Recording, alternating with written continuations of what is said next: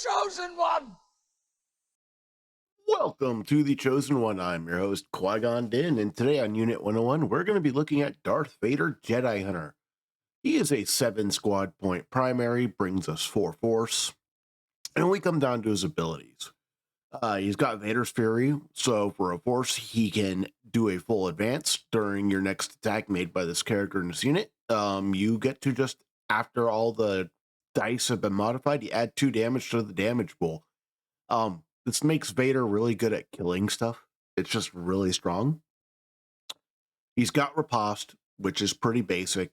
The Sith Lord Strikes Back. This is his reactive. If he gets wounded, he gets to dash and make a 5-die melee attack against a character that wounded him. And then the big reason why you're kind of playing him is your hatred makes you powerful. When a Galactic Republic or a Galactic Empire character makes a melee attack as part of a combat action, after choosing a target, the attacking unit may suffer 2 damage. If it does, the attacker adds 3 dice to the attack roll. This is pretty big. This is a good way to increase your output of your entire list. And really just, it makes him kind of the king of aggro in terms of he can turn your whole list on. He's a Force user, Galactic Empire, Galactic Republic, Inquisitorius, and Sith. 12 health with the 3 durability. This is big. He's one of the tankier primaries health-wise. I think 12 is still the max. We look at his stances. We got Form 5 Zemsho. This is going to be his more defensive stance in terms of what he's doing with the defensive dice and the defensive expertise. He gets 6 defense dice on each ranges. He has a range attack with 7 attack dice and a melee attack with 6. So this tree is really, I'm going to put him in defense. He's going to throw his saber at someone. That's the kind of deal. We look at his expertise for his thrown lightsaber. 1, 2 is a hit. 3 is 2 hits. 4 is a crit, 2 hits. It's not that great of expertise. You have to keep in mind that he is going to add 2 extra damage to that roll. So they have to make him so he's not just range attack blitzing everything across the tree. It's a decent range attack where, you're probably going to get 4 to 6 damage off of it. And that's it.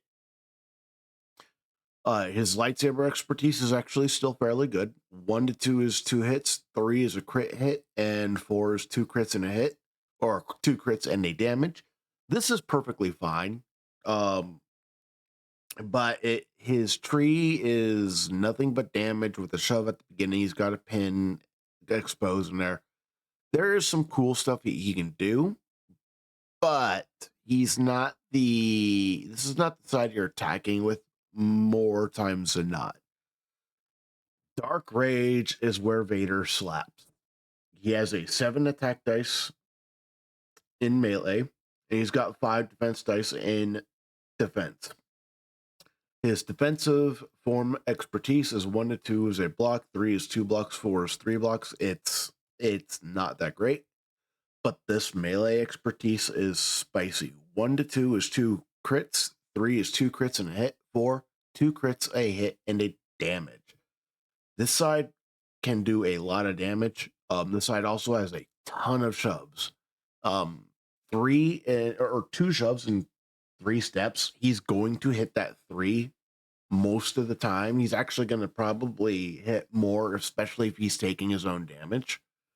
He is a very, very powerful melee piece.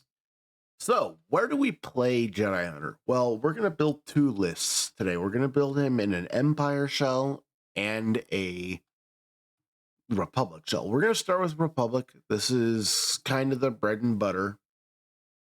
So we got Jedi Hunter here, and we're immediately going to pair him with the best pairing he has in Republic, which is Ki-Adi-Mundi. Ki-Adi-Mundi has a bunch of heals on his tree. He basically gets the full tree when he's with Vader, and when you have 2 primaries that can do this potent play pattern, he also has a Luminara style identity where a Jedi gets to dash when you get a wound. This is big for what he is doing to the aggro game. So, where do we want to, like, how do we want to play this out? We got a few ways to build this list. We could go the Shakti route, which I'm kind of not a fan right now. Shakti's good with the displacement, but the problem that Shakti has is that she is really easy to take down, and there is not as much of an advantage taking her. The Vader dice do help her a lot, but she just becomes super squishy.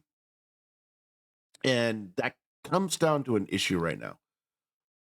I'm actually looking at Nadar Veb. Nadar Veb, he follows primaries around and he will go down, but even if he's down, he still follows primaries for free.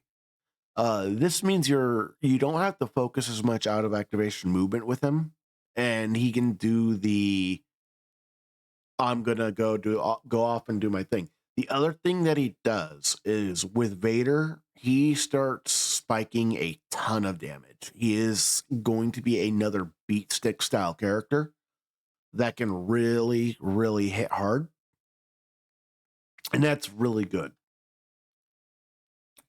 What do we want to play under Jedi Hunter? This is where you could lean Rex, add some more guns to your list, but we're going to be doing that regardless. With the list, we're going to add some more range units. I'm instantly going, I want Ahsoka. Ahsoka brings me a good tactic. She also brings me a very strong ability to get on elevated points. She is good in melee. You add Vader dice with her, she starts to do stuff. This is probably going to be all the Jedi that I am playing, because with supports, I feel you kind of need to maximize the value of your supports. And how I'm going to do that is you can play Padawans, and Padawans are kind of cute. They get a ton of dice in melee, but doubling down on this, I have to have all melee is kind of a weakness. I as much as 10 dice Padawan attacks are great, under Vader, we're going Phil's clones. And then the reason why we're going Phil's clones under Vader is simple. Ahsoka can move off of range attacks from a support. This is going to allow her to get into position with Phil's clones attacking. The supporting fire heal is going to add in a lot of value with the Vader's identity because of the amount of healing that they do. The other one that we're going to go, we're going to be trying to go for wounds with our primaries and our secondaries here.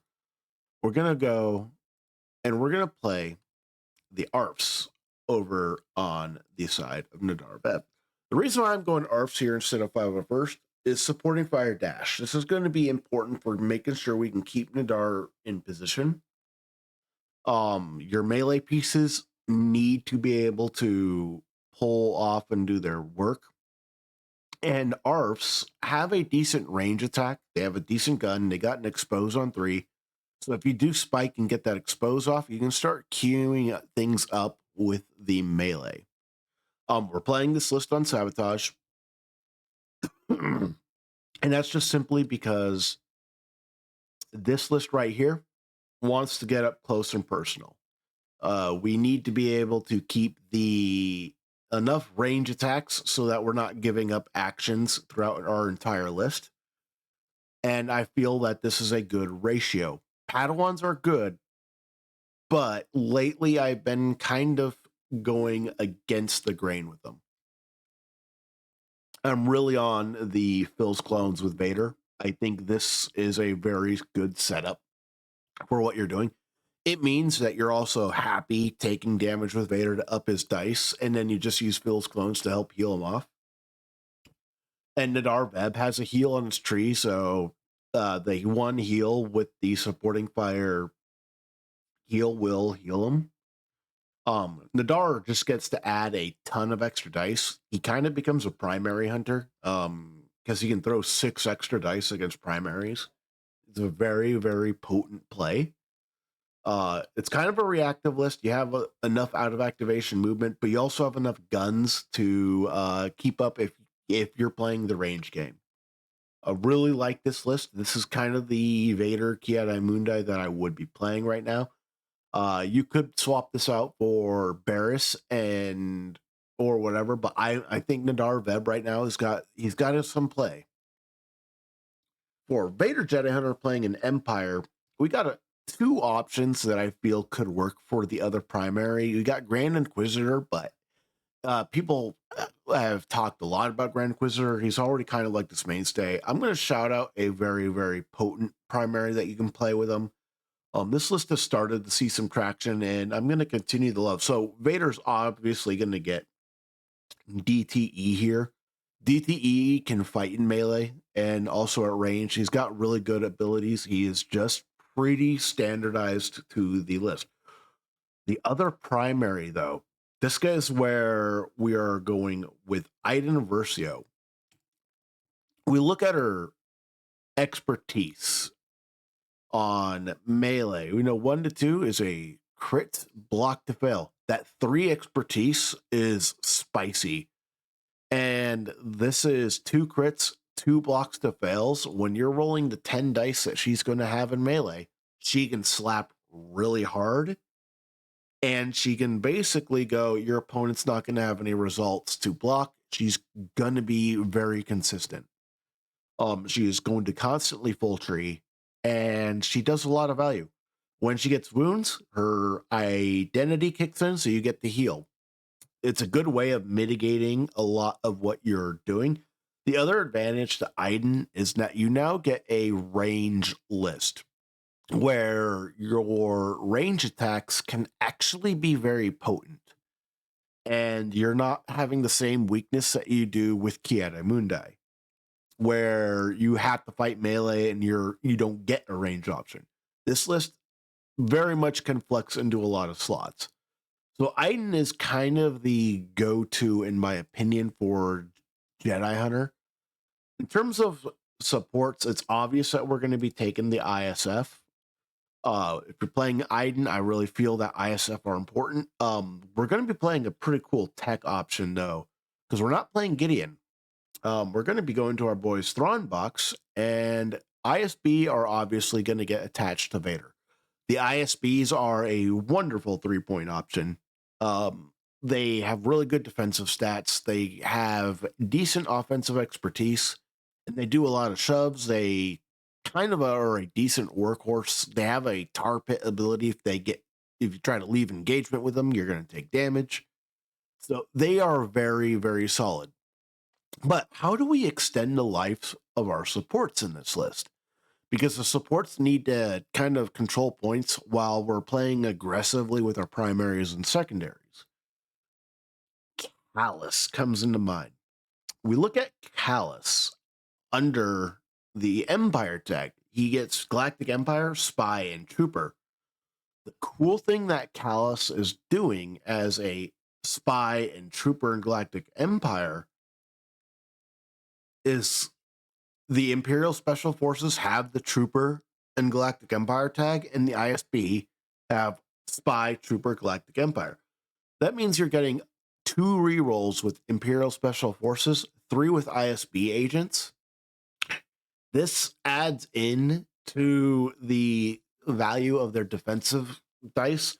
If you roll fails, you can reroll into expertise. And with their expertise charts being like a 1-for-1 type deal, it makes them a lot tankier and a lot more of a proposition with how defensive they can get. They can also get pretty good offensive results with those rerolls, where you're playing this kind of list where you can play aggressively at range and melee. So I really like Callus here. We also look at Callus's tree here, and we look at his stance on his melee capabilities. He's got really good melee expertise, so you can actually start playing that shove game. He can go for damage, or he can just go, I'm going to shove you into oblivion route and get someplace completely else on the board. So he kind of becomes this piece that can go, I'm going to be guaranteed to do what I want. And the cool thing about him is he can like throw a ton of dice, because his sharpshooter 2 and impact 2 ability means he's automatically throwing 9. Well, that goes up to 12. So if you absolutely need to kill something for game, he can do it. But with Vader dice, he doesn't need to do this the impact thing. He could just take damage, go to the bottom route, heal it, shove people into oblivion, and you can use them specifically for rerolls to keep your characters on points, keep your characters alive. It is very, very powerful. This is the one Empire list where I feel Callus is actually really strong, and I'd be playing this on shifting priorities. So, playing this list, this is a very aggressive aggro, but it also has a lot of options to it. Dark Trooper Escort is still a toolbox. Callus is kind of a toolbox that you can kind of abuse in this list, and Iden and Vader are going to be super aggressive into what you're playing. Very, very cool list. And then she has Expose on a stick or Remover Ingon Hunkers, which is good against Republic specifically. So yeah, this is just the Empire version of Jedi Hunter. Thank you for watching this episode of The Chosen One. If you'd like to watch the next video, you can watch the one in the link above. And if you want to listen to the podcast, you can listen to the playlist below. Thank you and have a nice day. Thank you for your support. Please like and subscribe.